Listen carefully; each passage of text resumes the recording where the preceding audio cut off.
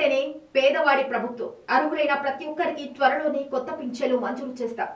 పింఛన్లు పేరుతో గత వైసీపీ నాయకులు చేసిన అక్రమాలపై చర్యలు తీసుకుంటున్నారు. ఈ రోజు అందుబాటులో లేని లబ్ధిదారులకు 2వ తేదీన కూడా పింఛన్ అందిస్తారు. ఈ విషయంలో అధికారులు ప్రత్యేక చొరవ చూపాలి. దెందులూరు ఎమ్మెల్యే చింతమనేని ప్రభాకర్ వ్యాఖ్య చేశారు. జోరు వారంలో సైతం దెందులూరు నియోజకవర్గంలో ఉత్సాహంగా సాగుతున్న ఎన్టీఆర్ భరోసా పింఛన్లు పంపిణీ కార్యక్రమం. దెందులూరు ఎమ్మెల్యే చింతమనేని ప్రభాకర్ పర్యవేక్షణలో శనివారం తెల్లవారుజామున 6 గంటల నుంచి గ్రామాన అవ్వాతాతలకు లబ్ధిదారులకు ఇంటి వద్దకే వెళ్లి సామాజిక పింఛన్లు అందజేస్తున్న స్థానిక కూటమి నాయకులు, అధికారులు, సిబ్బంది.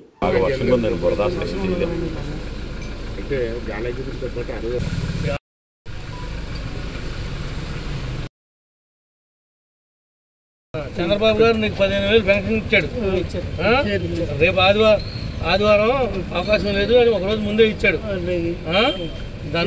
దీని మీద నీ అభిప్రాయం ఏంటి? నువ్వేమనుకుంటున్నావు?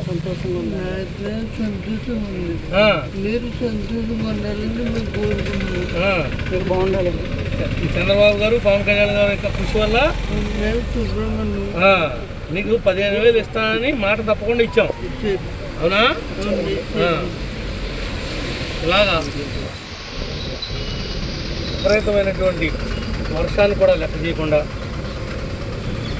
ఈ సచివాలయ సిబ్బంది, మా నాయకులు, జన సైనికులు, బీజేపీ వాళ్ళు ఎక్కడికక్కడ ఏ గ్రామంలో ఒక గ్రామంలో మొత్తం రౌండప్ అంటారు, చుట్టూతో తిరిగేశారు.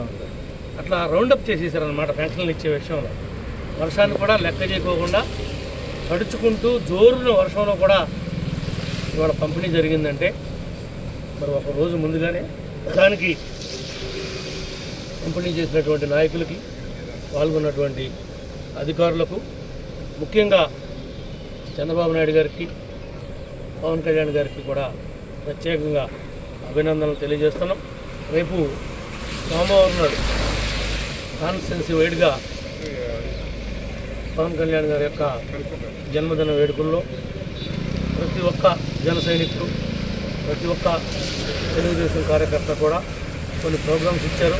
అన్ని చోట్లకి నేను రాలేను కాబట్టి అన్ని చోట్లలోనూ మండల స్థాయి నాయకులు, నియోజకవర్గ స్థాయి నాయకులు, గ్రామ స్థాయి నాయకులు